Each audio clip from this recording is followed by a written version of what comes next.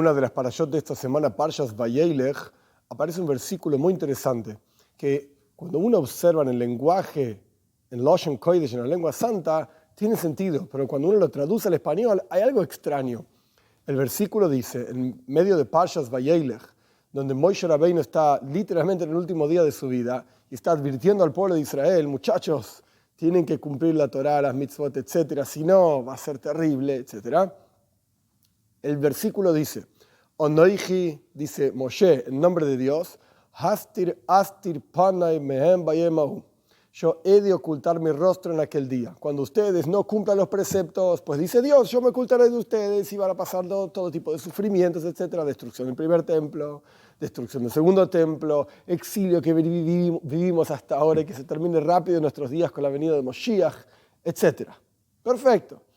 Aparentemente el versículo no tiene mucho problema, pero cuando uno observa las palabras específicas, surge una dificultad. Nuevamente, el versículo dice, Anoiji, yo, dice Dios, digamos Moshe, en nombre de Dios, Hastir, astir. Dos veces aparentemente la misma palabra, se escribe un poco diferente, pero significa lo mismo, básicamente, he de ocultarme, así lo traducimos. Pero si traducimos literal, a pesar de que no suena bien, me ocultaré, dice Dios. Mehem bayemahu, de ellos en aquel día, cuando no cumplan los preceptos, etc. ¿Por qué dice dos veces me ocultaré? De vuelta, la traducción literal es he de ocultarme, y ya está. Pero un poco más de profundidad implica que hay dos ocultamientos. Dice Rabbi Yisroel Baal Shem Tov, el fundador del movimiento hasídico, que aquí hay un doble ocultamiento. El ocultamiento de la presencia de Dios representa el exilio que vivimos, no lo vemos a Dios, no lo sentimos a Dios, etc. Pero cuando hay un doble ocultamiento, lo que significa es que incluso el ocultamiento está oculto. ¿Qué quiere decir que incluso el ocultamiento está oculto? No nos damos cuenta de que hay un ocultamiento. ¿Qué es lo que causa el ocultamiento? Nuestra falta de conexión con Dios, nuestra falta de pensar en Dios, etc. Pero peor aún, ni siquiera nos damos cuenta que no estamos pensando en Dios, ni siquiera nos damos cuenta que no meditamos en Él, y por lo tanto hay un doble ocultamiento.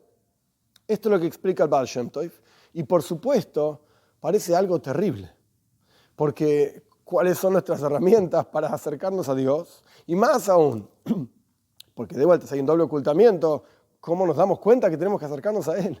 Y más aún, un paso más todavía, explicamos en varias situaciones, Parshas Bechukoisai, en Parshas Kisavoy, hay ciertas maldiciones que Dios da al pueblo de Israel. Y es sabido, de acuerdo a lo que explica el Talmud, de acuerdo a lo que explica el pensamiento hasídico, que en realidad no existen maldiciones que vengan de Dios. Incluso el versículo dice, Mi pi elin leseitzu arrois, de la boca de Dios no sale nada malo. Y Dios es bueno, su naturaleza es ser bueno, etc. ¿Cuál es la braja, cuál es la bendición que hay en este doble ocultamiento? Una explicación es la siguiente. Este doble ocultamiento nos permite llegar a un nivel superior todavía de vínculo y conexión con Dios, que proviene de un nivel tan pero tan profundo de Dios, que se llama Anoiji, yo. Ni siquiera nombre tiene.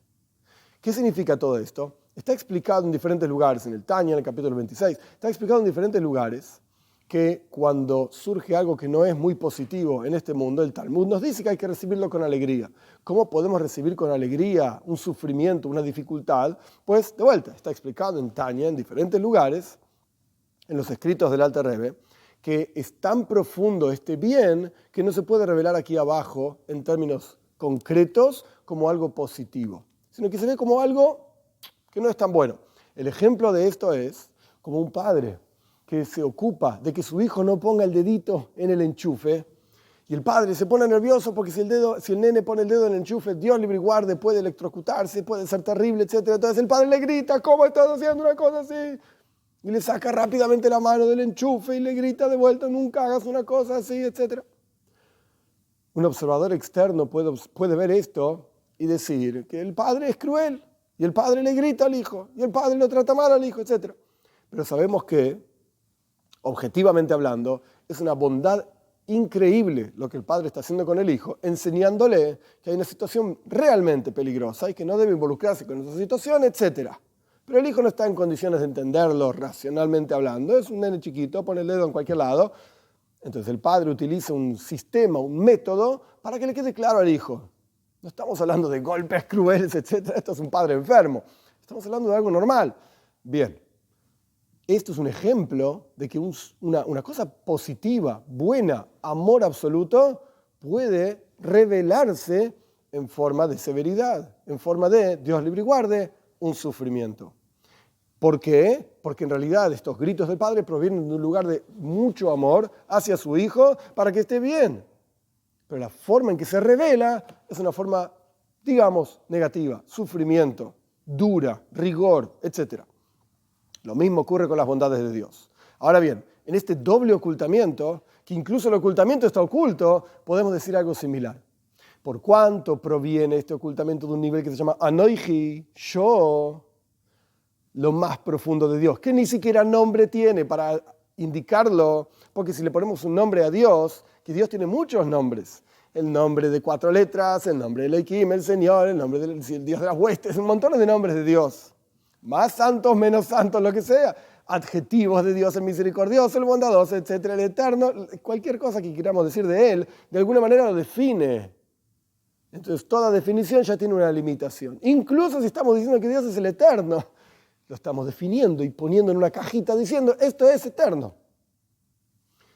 Cuando hablamos de este doble ocultamiento, cuando una persona logra vincularse con Dios e incluso pensar en Él, meditar sobre Él, en un ocultamiento tan pero tan profundo que a veces ni siquiera nos damos cuenta que hay un ocultamiento, incluso ahí, en esa situación, buscamos a Dios, escuchamos a nuestro alrededor gente que nos dice, existe Dios, esto, leemos un libro, nos desarrollamos y buscamos nuestra propia esencia, que es un vínculo eterno con Dios, entonces nos conectamos con Anoiji, con la esencia misma de Dios, que trasciende todo tipo de revelación, todo tipo de definición. Yo, dice Dios, yo mismo.